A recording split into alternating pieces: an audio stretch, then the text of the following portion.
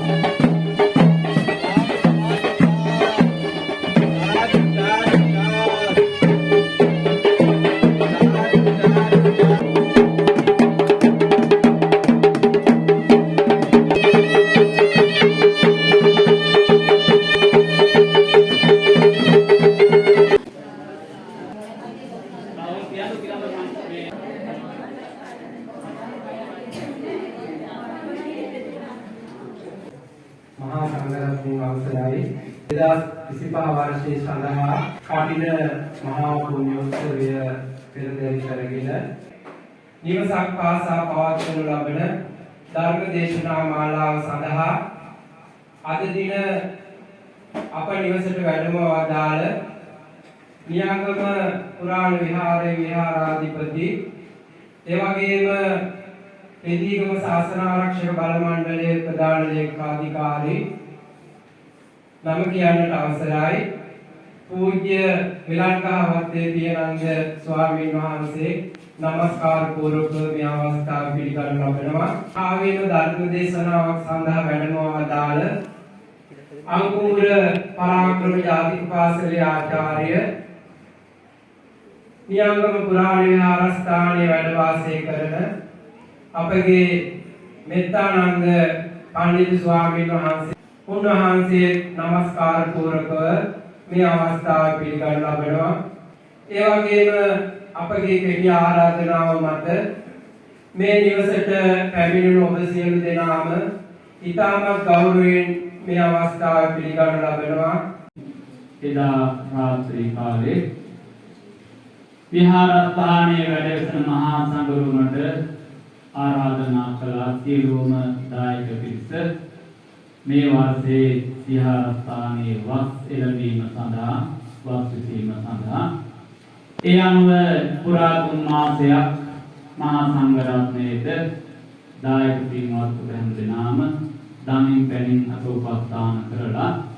හෙට වප්පුර 15ක් පොහොය දවසෙන් ඒ වස් 3 මාසය නිමා වෙනවා හෙට මහා සංඝරුවන පොහොය සීමාවන් වලට වැඩම කරවා ඒ ආගස්ත්‍ය චාරිත්‍ර විසිත කරලා මහා පවාරණයෙන් වස් පවාරණය වෙනවා එන පුර 15ක් පොහොය දවසේ ලෝතර බුදුරජාණන් වහන්සේගේ බුද්ධ ප්‍රතිමාව වහන්සේ එවැගේම කරුණුන් වහන්සේ එවැගේ මේ වර්ෂයේ පූජා කිරීමට බලාපොරොත්තු වන ඒ චීවර වස්ත්‍ර වැඩමවීමයි අද මේ පින්කමේ වැදගත්ම අවස්ථාව බවට පත් වෙන්නේ ලෝතර බුදුරජාණන් වහන්සේ අභියස දහත් ගිලන්පස මල් පාන් සුවඳුන් සියලු පූජාවන් තැන්පත් කරලා තිබෙනවා ඒ සියලු පූජෝපහාරයන් තථාගත සම්මා සම්බුදුරජාණන් වහන්සේගේ අනන්ත වූ සම්බුදු ගුණයට පූජා කිරීමෙන් පින්වත් ඔබට ගිලන්පස සම්බුද්ධ පූජාවේ පින්කමිය ආනිසංස හැටියට බණ පොතේ සඳහන් වන්නේ ඔබ අහලා තියෙනවා සම්බුද්ධ ශාසනයේ වැඩ සිටිය නිරෝගීමත් මහා රහතන් වහන්සේ තමයි බක්කුල මහා රහතන් වහන්සේ. බණ පොතේ සඳහන් වන හැටියට දේශනාවේ සඳහන් වන්නේ කිසිම අසනීප තත්ත්වයකටපත් නොවූ එකම මහා රහතන් වහන්සේ තමයි බක්කුල මහා රහතන් වහන්සේ. ඒකට ප්‍රධානම හේතුව තමයි බුද්ධ ප්‍රමුඛ මහා සංඝ රත්නයේ විශේෂ සුවිශේෂී ගිලන්පස බුද්ධ පූජාවක් කිරීමෙන් ලබාගත්තා වූ ආනිසංස හැටියටයි බණ පොතේ සඳහන් වන්නේ නිරෝගීමත් භාවයටපත් උනේ. සියලු දෙනාම මේ ස්ථානවල කොහොම අසුන් අරගෙන පූජාවන් තැන්පත් කිරීම සඳහා මා සංඝමේ ගාථාවන් කියමින් හේක්සත් පූජාව පවත්වමින් හැම දිනම පූජාවන් සඳහා අනුමෝදන් වෙමු. හැම දිනම සාදුකාරයක් පවත්වන්නකෝ.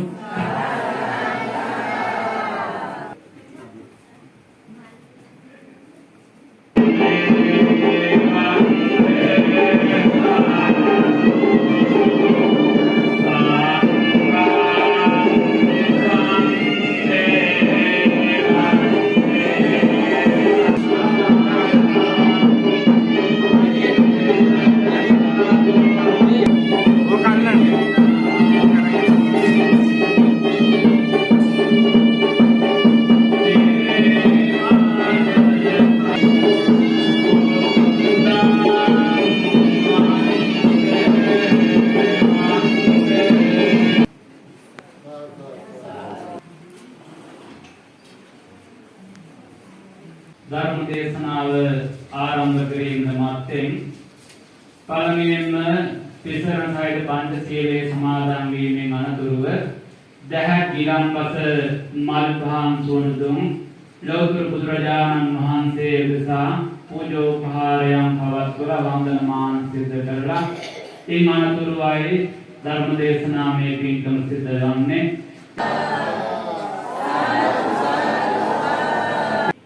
දුන්නත් සාදු නාද ඔබ පෙළට සැදී